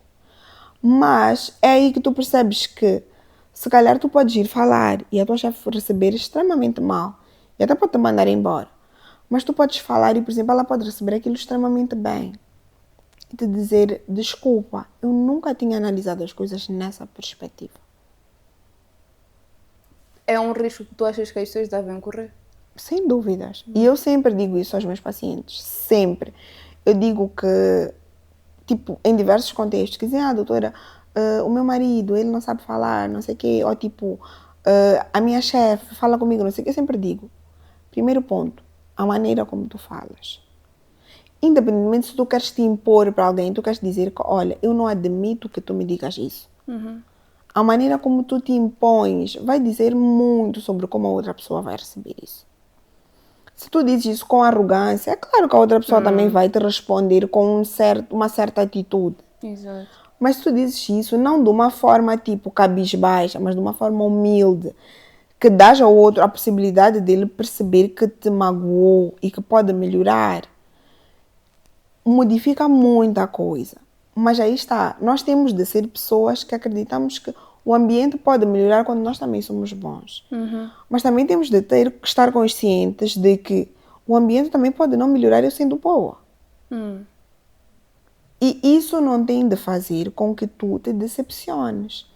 É aí onde eu sempre digo aos meus pacientes, o que o outro faz não pode te incomodar. De tal forma que o teu eu, o teu jeito de ser, tenha de ser moldado ou modificado. Porque eu sou responsável pelo que eu faço. Mas o outro é responsável pelo que ele faz. Então, para mim, não faz sentido eu estar-me a estressar porque eu liguei para a Cleusia e a Cleusia não me atendeu, mas a Cleusia, ela é obrigada a me atender porque nós combinamos que às 14 horas nós íamos falar, por exemplo. Tá bom, combinaram, ok. Ela não quis fazer. Tá tudo bem com isso. E não é porque eu sou psicóloga que eu estou a dizer isso, que eu recebo isso na boa. Não, tem momentos em que me custa aceitar isso também. Porque eu sou pessoa, mas eu tenho que perceber que o outro, ele tem capacidade de fazer tudo o que ele quiser com ele mesmo. Agora, a mim, cabe a função de aceitar ou recusar. Simples quanto isso. Exato. Então, eu posso dizer, olha, Cleusia, mandar uma mensagem, tipo, olha, estava ligado, porque tínhamos combinado, não sei o quê. A Cleusia não diz nada. Ok, tudo bem. Daqui a uma semana, oi, tudo bem, viste a minha mensagem? Não diz nada. 3 meses. Come on. Para mim, eu já entendi que não há comunicação aqui, abrir mão. Mas a Cleusia pode aparecer e dizer, olha, sorry, estava a passar por uma situação. Estava com muita coisa. Eu entrava nas redes sociais, mas tipo, não respondia. Nesse momento, eu sou livre de eu te dizer se eu quero te aceitar de volta para a minha vida ou simplesmente dizer que, brada, cool, a gente tem teus problemas, tu, a mim não muda nada. Naquele momento me incomodou, mas eu não quero mais saber de ti, tão simples quanto isso. E é aí em que tu percebes que esta pessoa está bem consigo mesmo, está com saúde mental em dia, tem autoestima, sabe o seu valor e a vida anda. Yeah. O que acontece é aquilo que eu estava a dizer, nós nos apegamos às coisas e eu não posso perder a Cleusa. A Cleusa é uma amiga muito importante e, meu Deus, tá bom, não podes perder a Cleusa, mas Cleusa se importa em não te perder. Não. Então, para mim foi libertador quando, tipo, a minha terapeuta disse, Vanessa, porque eu disse a ela que, tipo, eu tinha muita dificuldade em dizer não para as pessoas. E foi libertador quando ela me disse que, tipo, toda vez que tu dizes não para as pessoas, ou seja, tu dizes sim para as pessoas, dizes não para ti. Então, a tua dificuldade não é em dizer não. A tua dificuldade é em tu dizeres não para o outro. E o outro é livre dele te dizer que, olha, Cleusa, quando tiveres a vir para casa, peço para passares comprar pão, por exemplo. Mas se calhar eu também estou na via e se calhar estou a passar por uma padaria. Por que eu não paro e compro? Estás a ver? Então é aquilo que nós temos de que, por que não dizer o outro para fazer? Se o outro não vai negar. Mas quando o outro começa a negar, é num sentido de tu dizeres tipo, afinal é assim, Cleusa. Yeah. E choca. Mas choca por quê? Porque o outro espera muito de ti. Então, quando tu esperas tu já menos, exatamente. Pessoa, mas, por exemplo, quando tu começas a esperar menos do outro, porque é assim, não é que tu nunca vais esperar, sempre esperamos. Eu espero que, tipo, esta nossa conversa, tipo, seja muito útil para o outro, para os outros, as pessoas que forem ver e que, de alguma forma, lhes ajude. Mas isso pode não acontecer. E está tudo bem. Mas eu não tenho que me decepcionar por isso não acontecer. Mas o fato de eu ter essa expectativa, eu tenho que fazer algo para que essa expectativa seja alcançada. Ou seja, colocar nas redes sociais, expandir para diversas pessoas poderem ver e, em algum momento, garantir que essa expectativa seja alcançada.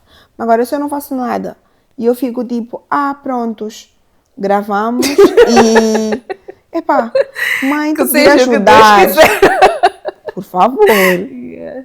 Então, é sobre isso. Eu acho que a vida é basicamente isso. E isso é muito sobre o que eu acho que eu fui aprendendo no meu processo de crescimento, na minha formação como psicóloga, na minha experiência de trabalho, na minha religião e o que eu vou aprendendo tipo no dia a dia. Se calhar o que eu estou a falar hoje, daqui a 6 meses, eu posso mudar de ideias, porque vou me modificando e por aí fora. Mas eu acho que a essência, isso nunca muda. Isso nunca vai mudar. Por exemplo, eu estava a dizer que quando eu era mais nova, eu quando via, tipo, as pessoas, tipo, eu me sentia condicionada no meu comportamento. Hoje em dia, por exemplo, isso já não acontece tanto. Mas, por exemplo, eu tenho dificuldade em atender pessoas próximas. Então, aquela essência não mudou. O que acontece é que foi modificado o meu comportamento. Ou seja, está adaptado a uma nova situação. Mas a base não muda. Então, e isso acontece, tipo, mesmo na pessoa em que nós somos. Nós vamos a um processo de terapia. A pessoa que tu és, essa pessoa não vai mudar. O que acontece é que a tua personalidade, o teu caráter, aquilo é algo que foi formado durante o teu processo todo de crescimento. Então, o que vai acontecer é que vai ser modificado, né? Para determinado momento, determinada situação. E pode acontecer que aquilo que perguntaste, que, tipo, aconteça algo, que aquela pessoa volte a ter aquele comportamento. E aí que tu até pode dizer, tipo, eu gastei tanto dinheiro com terapia e eu voltei para estaca zero.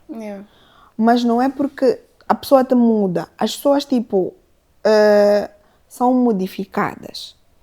E esta modificação vai acontecendo conforme as coisas vão se dispersando e por aí fora. Por exemplo, hoje para ti faz sentido abordar este assunto para alguém que se calhar vai ver e vai achar útil. Se calhar amanhã tu fiques tipo, eu acho que já contribuí muito e hoje em dia eu quero esperar os frutos de tudo aquilo que eu contribuí, tipo, durante todo o meu percurso profissional. E não é porque mudou a tua perspectiva de que queres ajudar as pessoas de certa forma com o teu trabalho. Mas é tipo, hoje em dia eu quero ajudar, mas numa outra perspectiva. Ou não faz sentido? Faz sentido. Qual é o maior conselho de saúde mental que tu dás para as pessoas? Sejam vocês mesmos. Porque eu acho que eu poderia dizer muita coisa, tipo, vão à consulta de psicologia. Não, de verdade. Tipo, cuidem da vossa saúde mental, o que é extremamente importante. Não deixem de fazê-lo. Mas eu acho que quando tu és tu mesmo, tu não permites que muitas questões aconteçam na tua vida.